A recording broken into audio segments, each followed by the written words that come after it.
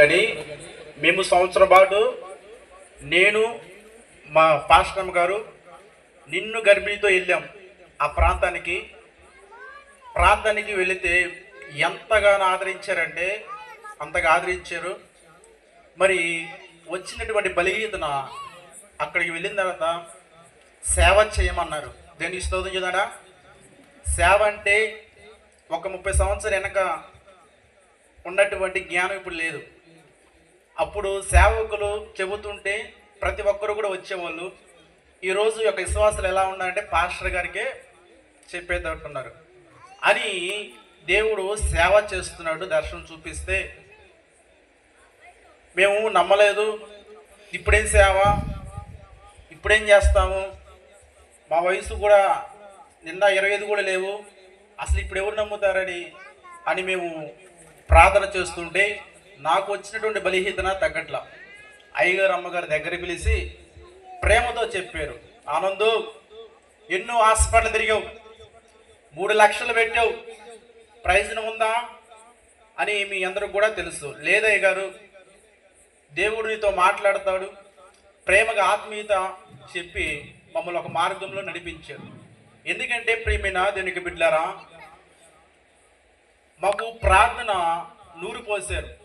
ఎలాగంటే నీవు ఏది అవసరమైనా నీ మోకాలు ప్రార్థన చెయ్యి, దేవుడు తప్పగా సహాయం చేస్తారని. నువ్వు ఇంక ఏమి చేయొద్దు, నువ్వు ఖాళీ దొరికిన నీ ప్రార్థనే అని. అలా మేము ముప్పాల ప్రాంతానికి వెళ్ళాము. వెళ్ళిన తర్వాత 2 సంవత్సరం అక్కడ చేసాము, ప్రార్థన చేస్తూనే ఉన్నాము. నేను ఎందుకు ఇక్కడికి వచ్చాను, వచ్చిన తర్వాత దేవుడు దర్శనాలు చూపిస్తున్నారు, ఇక్కడే మందిరం వేసుకోమని. అయినా కూడా 4-5 సార్లు చూపిస్తూనే నేను నమ్మల. కానీ నువ్వు నిజంగా ఈ స్థలంలోనే నీవు మందిరము ఏర్పరచాలంటే నాకు మంచి ఒక దర్శనం చూపించమని ప్రార్థన చేస్తుంటే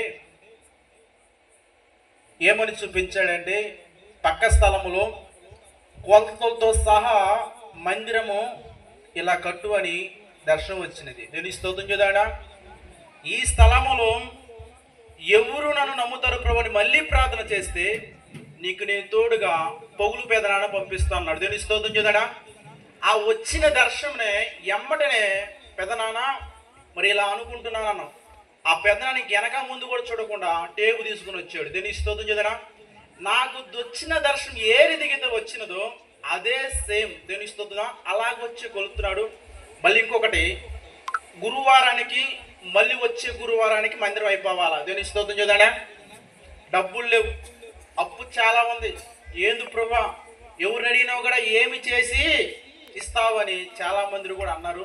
అయినప్పుడు కూడా మా ఆత్మీయులు చెప్పిన మాట ఏంటంటే ప్రార్థన, ఇంక వేరేది లేదు ఆనందు, మీ ప్రార్థన చేయగా ఎవరైతే ఈయనన్నవారో వాళ్ళ ఇంటికి వచ్చి ఇచ్చారు. దేని స్తోత్రం చేద్దామన్నా. హల్లెలూయా.